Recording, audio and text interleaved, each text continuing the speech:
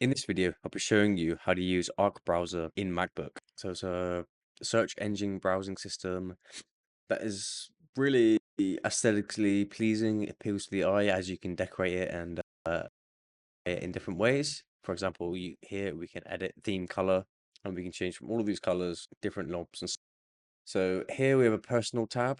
This is like a bookmark. This is the equivalent to like a bookmark on Google Chrome. Here is the URL where you can search for different things. You can also share space. You can create your own space. There's like another window here. And as you can see, I can create a new space here. Call it whatever you want. Choose a theme.